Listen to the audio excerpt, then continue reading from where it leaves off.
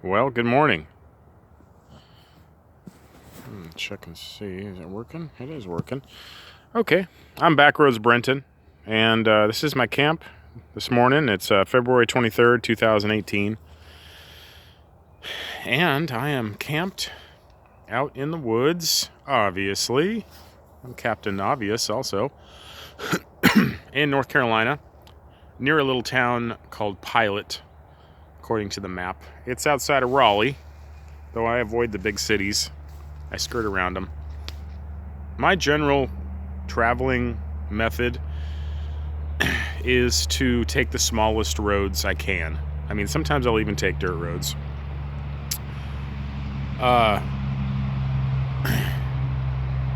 And I just aim my compass. I have a little bicycle compass on this one. And I just turn it. You know, like if I'm going south, I just try to keep it going south. Sometimes I gotta go west. If I'm going also west, I try to keep it west. But, you know, if I go too far to the east or start turning up a road that goes to the north, I just backtrack and look at the map. And I check the map about once an hour. You want to get out of the seat, you know, once an hour or so anyways. At least I do. Take a break, drink a coffee, stretch, whatever. I've talked about my bike before quickly, and this is your first video. 2004 Honda Reflex. Run a car tire on the back. The only modifications I've done to it is I put this rack off of a CT90 trail bike when it works fantastic. It actually, even the holes bolted up to a certain extent, and then I used a exhaust clamp, and it's tough. It's not going anywhere. I've lifted the bike with it before. I've got some worn out old bags I've had for years. And then, of course, the Geo Metro 12-inch car tire. And I put a GV windshield on it that's, I think, about, 6 inches taller, which really makes a big difference because the stock windshields will just dump the wind into your helmet, which I always have thought is so stupid unless you're like 5'2" or something. And so this one, you know, it sends it over the top, and you know, it just makes a big difference. So I'd recommend that. It's about $100 online, easy to install. It'll take like half an hour. I am getting, as far as I can tell, probably about 60 miles to the gallon loaded up when I have all my gear on it. I'm guessing I probably carry, I don't know, 80 pounds worth of gear. That's a big guess. I could be wrong, but, you know, not as much as a full-grown person sitting back there, but you can certainly feel it. The tire helps. Car tire is like the best thing you could ever do. I haven't even started to wear it out yet, and it's been, I don't know, 8,000 miles since I put it on, whereas a motorcycle tire would have been worn out by now. So yeah, I am, how it went last night was, you know, you ride all day, you see 100 spots that you could potentially camp at, but it's still early in the day, and so you keep riding, and then when the sun starts going down, excuse me, you start going, well, where am I going to stay tonight? And you start looking, and then, well, shoot. Oftentimes, your spot doesn't come when you need it, at least right away. But what I do is I just pray about it a little bit. It's like a good excuse to pray. I'm not getting preachy on you or gaudy on you. I start going, hey, God, universe, show me the spot you'd like me to stay tonight. And this is what it provided me last night. There's a little road over there. There's a sign, this land is for sale. And that often means no one's on it. There's a church across the street that is not being used at the moment. So I rode down here, and it was just getting dark. It was pretty easy. I started pushing the bike at some point. Excuse me. Still waking up here. And that's where I settled. Sometimes it's fun if you come in after dark, you know, to just settle in and then discover for the first time in the light in the morning where you ended up.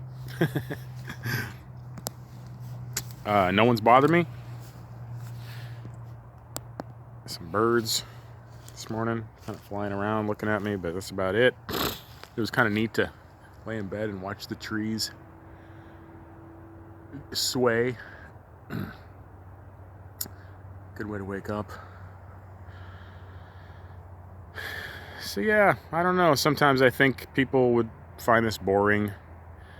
I can't do this, you know, full time, but I certainly enjoy getting out into the world.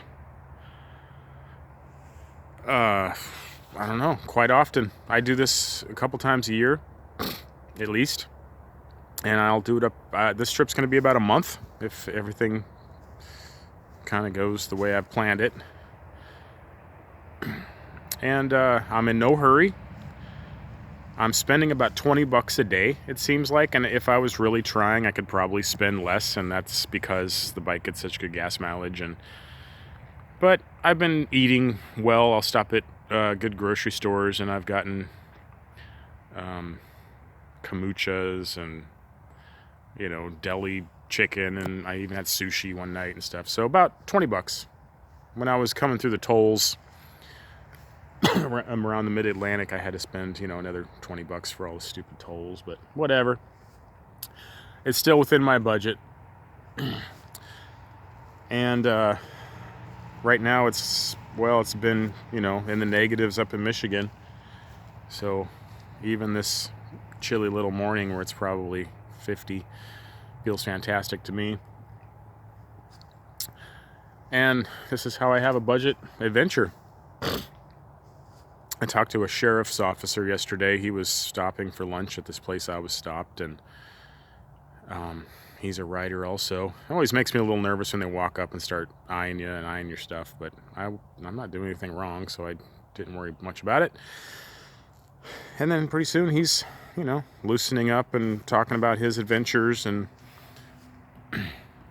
it was really nice to kind of be an upstanding citizen instead of a perceived as some scumbag wandering marauder sleeping in the trees, which is the truth, but nothing wrong with that. Hey, I'm rambling, huh? Yeah, so I don't know. This is what I'm doing right now. I'm kind of waiting for spring to happen in the Northland, which is where I normally live, up in the UP of Michigan, Lake Superior, where I start doing a lot of boating adventures when the weather clears up. And I'll add that stuff to my channel also. I'm working on a little houseboat right now, which I plan on floating from Lake Michigan to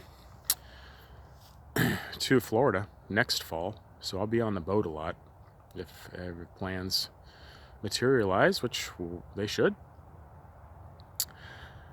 And I'll be doing a lot of riding too, but probably staying up in the north a lot. Okay, well, I'm going to try and keep these little episodes at 10 minutes or under, unless there's some good, interesting reason to go longer. But something like this morning, I'm just sharing my mellow morning. Had some coffee. I do the Scooter Tramp Scotty style, and I get my coffee in the evening before coming to camp. I also fill up with water. And I don't bring too much food to camp because I have no willpower, especially when it comes to sweets. And so one way I keep myself honest is just don't bring it to camp, because I'll just sit there and eat it. And what's the point of that? So I brought a couple bananas, and I brought some coffee, and I have a little thermos that keeps it actually fairly warm until morning. And it becomes like a little pleasure that you appreciate. At least I appreciate it. When the things aren't readily available like we get in our everyday lives, they become meaningful again, is what I've discovered. So that's half the battle. Okay, I'm going to start slowly packing, maybe yap on the phone with some friends if they're home, and I will catch you guys later.